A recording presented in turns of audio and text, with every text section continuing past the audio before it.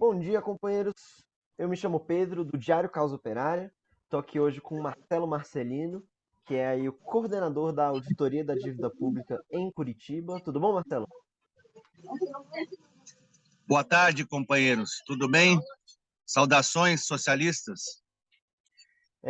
Então, hoje a gente vai estar conversando aí um pouquinho sobre economia, né? Aproveitando que esse é um tema que está super em alta aí, é, por conta da equipe de transição do Lula, né? Uma coisa que está sendo amplamente discutida, e amplamente noticiada aí pela imprensa burguesa, né? A gente, nesse sentido, né, a gente está vendo que existe uma pressão muito grande sobre o Lula por parte do chamado mercado, né? A imprensa burguesa, fazendo aí essa campanha, está noticiando que esse tal mercado, né, está aprovando completamente a postura do Lula em relação a questões do orçamento público, dos gastos que o seu próximo governo vai fazer aí nesse próximo ano. É uma coisa que está sendo comentada aí quase todos os dias, né? Em primeiro lugar, Marcelo, você pode falar o que que é esse mercado, né? Sempre falam de mercado, mas nunca deixam claro quem são essas pessoas, o que que é isso. Como é que você entende essa questão? Olha, eu vou tentar procurar, né, utilizar uma linguagem adequada às pessoas que necessariamente precisam compreender essa temática fora do quadrante universitário, né, que usa uma linguagem muito academicista e muito excludente para a maioria da população. O tal do mercado, nada mais, nada menos, ele significa que os interesses dos grupos privados nacionais e internacionais, isto é, as grandes empresas brasileiras e de fora do país também, principalmente, levando em consideração os bancos, os grandes conglomerados de grandes empresas estratégicas, elas têm um interesse muito grande numa fatia enorme do orçamento público. E se esse orçamento público ele não for destinado principalmente aos interesses do mercado financeiro nacional e internacional, ele está fora daquele tal cercadinho, que não é o do Bolsonaro, mas é aquele cercadinho de interesses estratégicos de acumulação do capital, dos lucros dos banqueiros, dos agiotas internacionais e nacionais, que tem muito interesse que o governo destine uma maioria de parte estratégica do seu orçamento público para o pagamento de juros da dívida pública a esses especuladores e rentistas daqui do Brasil e de fora dele. Esse que é o tal do mercado. São os interesses privados de grandes grupos econômicos e principalmente dos grandes bancos nacionais e internacionais. Perfeito. A gente viu, né, que justamente um dos focos dessa campanha do chamado mercado, né, que utiliza aí a imprensa burguesa para fazer essa questão, é justamente a questão do teto de gastos, né, que é algo que o próprio Lula já se mostrou contra em diversas ocasiões nesse último período, né? O que que é esse teto de gastos, né? Qual que é a importância dele?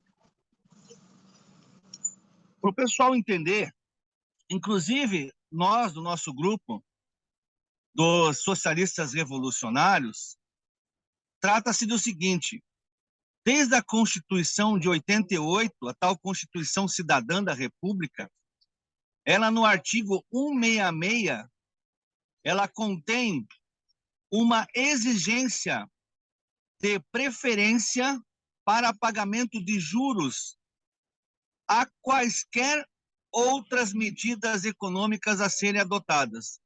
Para vocês terem uma ideia do tamanho do absurdo que desde a Constituição de 88 se criou no Brasil. Não que os absurdos não existissem antes, claro que eles sempre existiram. Só que ao longo do capitalismo neoliberal, eles foram se acentuando cada vez mais. E aí, em 88, se criou um dispositivo, através dessa lei 166, que assegurasse o pagamento dos juros como uma prioridade do Estado brasileiro. Aí veio o Plano Real, O Plano Real tornou-se a maior estratégia muito bem sucedida do capitalismo rentístico, aquele do mercado financeiro, em utilizar a política econômica através do Banco Central para os seus interesses próprios, particulares, de grandes grupos, como eu falei agora há pouco, econômicos do capital financeiro nacional e internacional, através do pagamento de juros da dívida pública. Que a nossa dívida pública, caro Pedro, era de cerca de 60 bilhões de reais no início do Plano Real. Agora ela ultrapassa 7 trilhões de reais, por causa justamente dos pagamentos de juros escorchantes a esse sistema econômico e financeiro perverso, imposto pelo imperialismo das grandes bancas financeiras internacionais, começando pelo Banco BIS, que é o Banco Central dos Bancos Centrais, criado em 1930, logo após a crise de 29, que passou a intermediar os pagamentos de vários grupos empresariais e de famílias históricas do poder financeiro internacional. E depois da Segunda Guerra Mundial foram criados outros bancos nesse sentido. Só que, por exemplo, o Fundo Monetário Internacional coube a exigir dos países dependentes, como o Brasil e a América Latina em particular, que se adotassem políticas econômicas neoliberais, privatização de empresas brasileiras, terceirização dos serviços públicos e o achatamento dos gastos públicos. Em 2000, essa exigência no governo Fernando Henrique Cardoso, na segunda versão, seu segundo mandato, ela chegou no momento do ápice desse governo, que foi criada a Lei de Responsabilidade Fiscal, que exigia, e claro que ainda exige, mas naquela oportunidade exigia, porque antes tinha o artigo 66, mas ainda não tinha aquela lei ainda mais férrea, que obrigasse, de fato, os governantes dos estados, municípios e da União ao pagamento dos juros como uma prioridade máxima.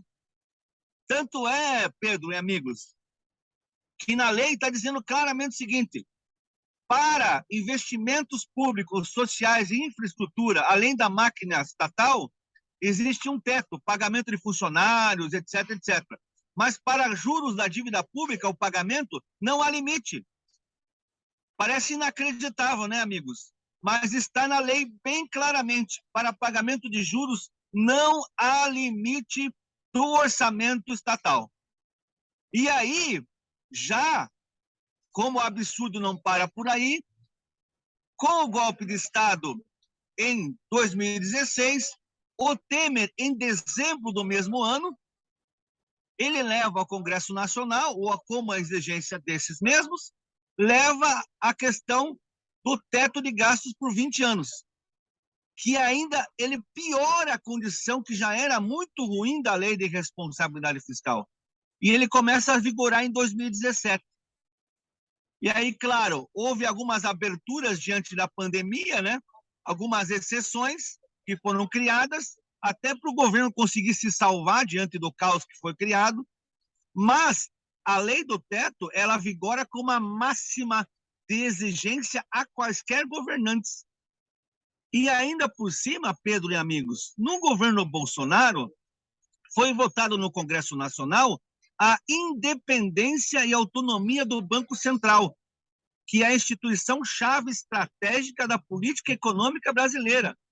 Independente do governante que assuma, o presidente do Banco Central, ele não pode ser removido, a não ser por falta gravíssima, que ainda assim deve ser determinada em última instância, votada pelo Congresso Nacional e não mais pelo presidente da República. Perfeito.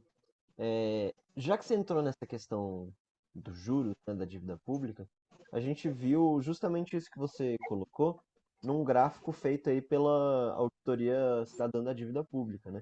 Que coloca ali que a esmagadora maioria do orçamento público vai justamente para o pagamento desses juros, né? A gente vê inclusive aí a própria demagogia dos banqueiros de que gastar com programas sociais não pode, né? Isso representa aí um ataque ao cofre público, mas que nem você colocou aí, né, ilimitado o pagamento aí dos juros, né, dentro desse orçamento. E esse pagamento da dívida, né? Você que falou aí que a dívida só aumenta, né? Aumentou aí trilhões de reais desde há 20 anos atrás, né? Como é que funciona isso daí? Ela é uma dívida eterna? A gente paga só os juros? Nunca vai acabar essa dívida? É uma espécie de prisão financeira aí Na pro orçamento verdade, público? dentro desses dispositivos da dívida pública, existe a falácia da amortização. Então, existe uma tabelinha, como qualquer investimento que seja bancário, por exemplo, quando você compra uma casa própria, parcelada, e daí tem aquelas tabelinhas price, saque. Eu não quero entrar aqui na estrutura, evidentemente, normativa, rígida, de como é que funciona o mecanismo financeiro, mas a amortização ela é clara nesse aspecto. Quanto mais você paga, você vai abatendo a dívida ao longo do tempo.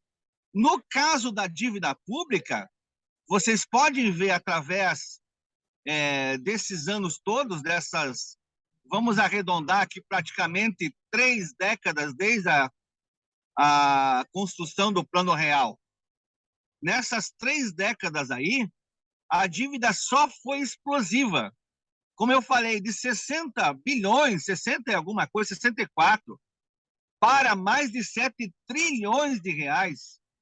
É uma dívida totalmente absurda, inconstitucional, ilegal, mesmo para os padrões da democracia liberal burguesa. Então, isso daí é simplesmente um ataque contra a população, porque aí você acaba matando o povo de fome, sem política pública nenhuma, sem emprego e sem renda, porque o capital vadio, ele não quer saber de investir na produtividade, ele quer rentabilidade melhor. E como o Brasil paga um juros muito elevado no mercado internacional, a maior taxa de juros do mundo, inclusive no Fernando Henrique Cardoso, ela bateu o recorde, quase praticamente 50% a um ano de taxa básica. Inacreditáveis patamares. E isso faz com que, ao longo do tempo, a dívida só aumente, porque na prática não existe amortização, somente na tabela formal do Banco Central e da relação espúria com o Tesouro Nacional, que deveria ser o guardião do orçamento público estatal. E aí, claro, que essa conta não vai fechar nunca. E eles não querem que pague a dívida, eles querem que a dívida permaneça, como todo bom banqueiro, para que o Estado, as nações, fiquem reféns do capital vadio nacional e estrangeiro.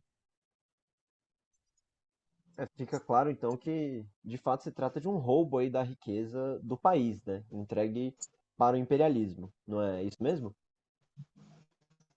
Ah, isso aí não tem a menor dúvida. Inclusive, o Brasil, Pedro e amigos, tornou-se, com o Plano Real, e ao longo dessas décadas todas que eu mencionei, o país mais estratégico do mundo inteiro no capital financeiro. Veja a loucura, nenhum país do mundo paga taxas de juros dessa magnitude.